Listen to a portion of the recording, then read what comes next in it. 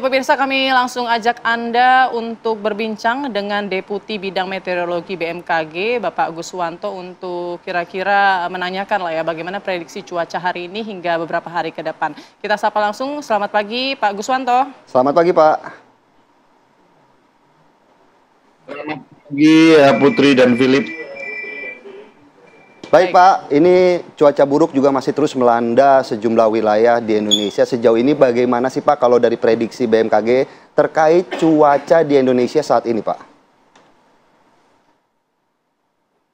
Baik, kalau kita sampaikan ya Philip dan Putri, cuaca saat ini di seluruh Indonesia memang saat ini Indonesia dalam secara umum memasuki memang musim hujan ya. Nanti kita prediksi sejak Oktober sampai April 2025. Kemudian saat ini di beberapa wilayah juga masih memiliki puncak musim hujan, yaitu di Januari hingga Februari, yaitu ada di wilayah Lampung, kemudian Jawa itu ada Jawa Tengah, khususnya di sisi utara ya.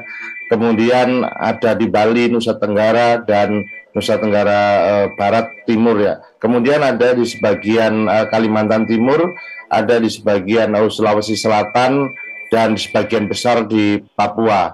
Nah, untuk 3 hari ke depan ini saya juga masih melihat adanya peningkatan aktivitas. Kita lihat misalkan sampai tanggal 30 itu di Jawa Tengah, Jawa Timur, maupun Jawa Barat masih terjadi peningkatan, dan Lampung juga masih ya. Kemudian kita melihat bahwa saat ini saya memantau pada pagi hari ini ada mesoscale convective cloud yang ada di sebelah barat Bengkulu. Nah, karena anginnya ini sedang bergerak menuju timur, angin baratan, nanti kalau kita lihat mungkin dalam sore ataupun hari di Lampung, Bengkulu, mungkin bahkan di Jawa Barat akan terjadi hujan. Kira-kira seperti itu, Philip dan Putri, yang bisa disampaikan. Oke, potensi hujan ini akan terjadi begitu ya, terutama di wilayah Jawa Barat, Jawa Timur begitu ya Pak. Tapi intensitas hujannya seperti apa kategorinya? Sedang mungkin atau deras, dan apa yang perlu diantisipasi masyarakat? Ya, baik. Kalau kita lihat misalkan seperti di Aceh, ini tanggal 25, tanggal 29, itu kita potensi hujan hingga sedang hingga lebat. Sumatera Utara juga masih termasuk, kemudian Sumatera Barat, Riau itu hanya sampai tanggal 27 ya. Kemudian kita lihat di Bengkulu sendiri ini tanggal 26, namun nanti 24, 27 itu akan terjadi sangat lebat karena ada potensi yang tadi saya sampaikan ya, MCC.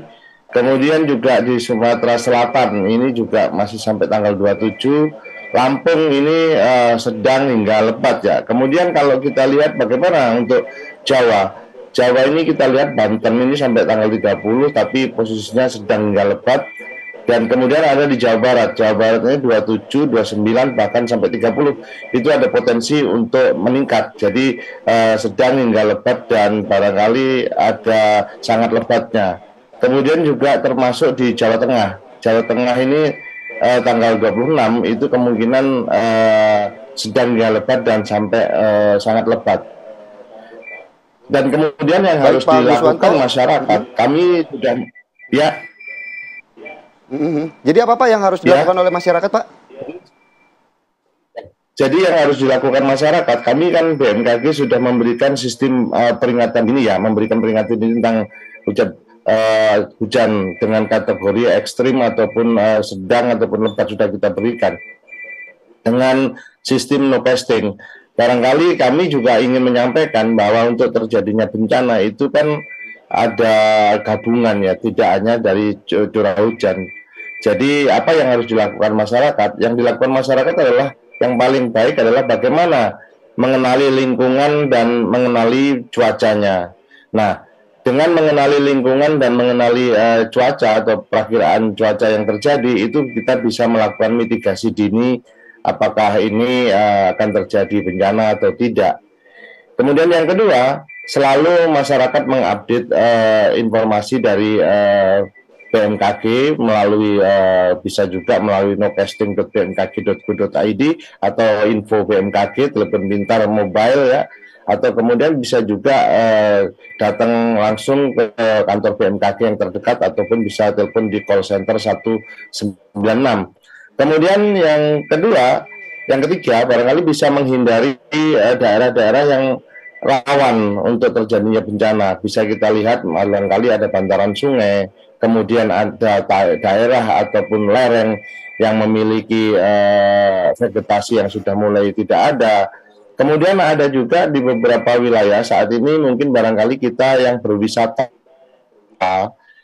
di pegunungan barangkali juga cukup kita menghindarkan dulu diri dari kondisi ini sehingga nanti apabila terjadi bencana ini bisa terhindarkan.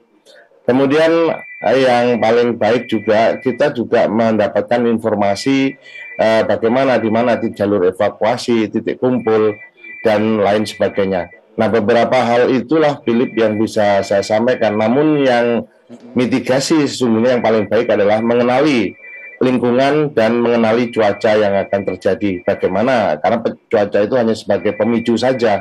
Sedangkan yang menyebabkan bencana apabila dia sudah bersinergi atau bertemu dengan lingkungan. Itu yang bisa saya sampaikan. Baik, Philip Pak dan Guswanto, mungkin Putri. sedikit saja tadi Pak Guswanto juga sudah menjelaskan beberapa titik ini akan ada hujan lebat, hujan ekstrim. Apakah ada beberapa wilayah yang kemudian berpotensi muncul bencana yang lebih tinggi seperti mungkin angin kencang atau mungkin angin puting beliung, Pak Guswanto? Baik, untuk muncul angin kencang ataupun puting beliung, kita lihat saat ini memang dari streamline angin itu lebih didominasi adalah angin dalam kategori rendah ataupun sedang ya. Jadi kalau kita lihat biasanya akan muncul apabila bersamaan dengan munculnya awan cumulonimbus. Nah, awan cumulonimbus ini kalau kita lihat saat ini berada posisinya di sebelah barat daripada Bengkulu ataupun Sumatera Barat. Nah, barangkali ini kita lihat bisa terjadi peningkatan apabila di sana terjadi ada angin ya, kita lihat di sana itu akan bisa terjadi, Philip. Jadi waspada untuk potensi angin kencang ini bisa terjadi di wilayah Sumatera bagian barat maupun Bengkulu. Itu. Oke, baik. Terima kasih banyak.